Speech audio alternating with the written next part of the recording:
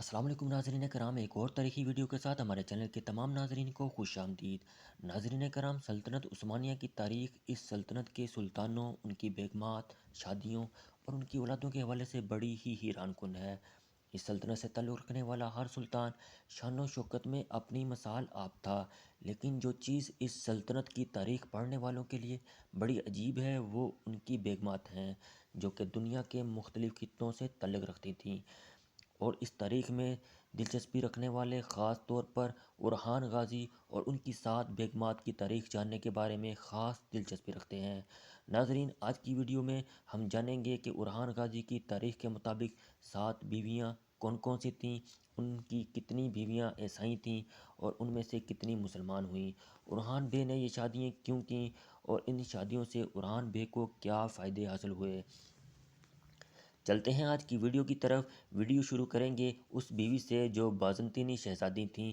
بازنطینی قلعے میں ہی پلی بڑھیں اور اس نے اورحان غازی سے شادی کے بعد اس سلطنت کے پہلے سلطان کو جنم دیا، اسی وجہ سے وہ والدہ سلطان کہلائیں۔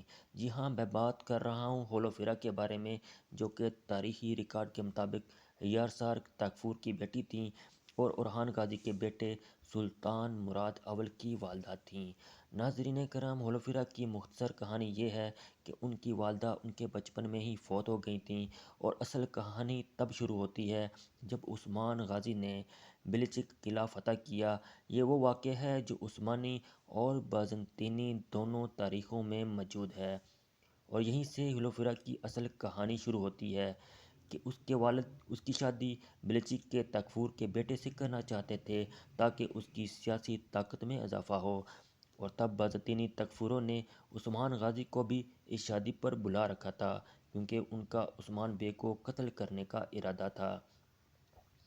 یہ وہی منصوبہ تھا جس کو تاریخ میں چکی پاناری منصوبہ کہا جاتا ہے، لیکن ناظرین کرام، کھوسے میحال جو کہ برمان کائی قلعے کے تکفور تھے اور خفیہ طور پر مسلمان ہو چکے تھے، انہوں نے عثمان بے کو اس منصوبے کے بارے میں بتا دیا، اور عثمان بے نے بلچک اور یارسار دونوں قلعوں پر ایک ہی دن میں قبضہ کر لیا، اور ہولوفیرا جو وہاں دلہن کے طور پر موجود تھیں، تو عثمان غازی نے ان کی شادی اپنے بیٹے اورحان غازی سے کر دی۔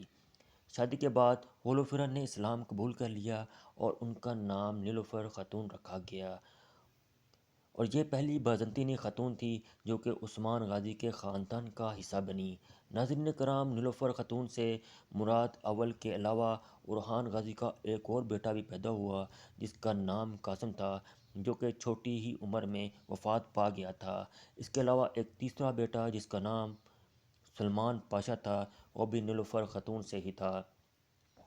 نیلوفر خاتون کے بعد اورحان غازی کی جس بیوی کا ذکر تاریخ میں ملتا ہے اس کا نام ہے اسپورچا خاتون، جسے اسپورشا خاتون بھی کہا جاتا ہے، اور اس بارے میں کچھ مورخین کا اختلاف موجود ہے کہ یہ اورحان غازی کی پہلی بیوی تھیں یا ہولوفیرا خاتون، لیکن اس بارے میں سب کا اتفاق ہے کہ یہ یونانی نسل سے تھیں، لیکن کچھ کا کہنا ہے کہ یہ بازنطینی جاگیردار کی بیٹی تھیں۔ اسپورچا خاتون 1300 میں پیدا ہوئیں، جبکہ 1316 میں ان کی شادی اورحان غازی سے ہوئی۔ اسپورچا خاتون اورحان غازی کے 3 یا 4 بچوں کی ماں تھیں، جن کا نام ابراہیم بے، فاطمہ خاتون، سلجوق خاتون، اور کچھ مورخین ایک اور بچے کا نام اس لسٹ میں شامل کرتے ہیں جس کا نام شریف اللہ تھا۔ اس کے بعد اورحان غازی کی تیسری بیوی کی طرف آتے ہیں، جس کا نام تھیوڈورا ماریا کانٹاکونگوس ہے۔ یہ بازنطینی امپیرر جان 6 کی بیٹی اور شہزادی تھیں، اور تھیوڈورا سے اورحان بے کی شادی کا واقعہ کچھ یوں ہے۔ 1346 میں تھیوڈورا کی منگنی اورحان بے سے ہوئی تاکہ بڑھتی ہوئی عثمانی سلطنت کے ساتھ ان کے والد کے اتحاد کو مضبوط کیا جا سکے۔ تھیوڈورا نے اورحان سے اس شرط پر شادی کی تھی کہ وہ اسلام قبول نہیں کریں گی اور ساری زندگی عیسائی ہی رہیں گی، اور ایسا ہی ہوا، اور عمر بھر اپنے عقیدے کے مطابق ہی زندگی گزاری۔ اورحان بے کی 1362 میں وفات تک تھیوڈورا عثمانیوں کے ساتھ ہی رہیں، لیکن اورحان بے کی وفات کے بعد اورحان غازی کے بیٹے سلطان مراد اول نے ٹھڈورا کے بیٹے خلیل بے کو قتل کروا دیا، جس کے بعد وہ قسطنطنیہ واپس آ گئیں۔ ناظرین کرام، اورحان غازی کی ان 3 بیویوں کے علاوہ جن بیویوں کے نام تاریخ میں ملتے ہیں وہ یہ ہیں: بلین خاتون، مالک خاتون، ٹھڈورا ٹو خاتون، آفاندی خاتون۔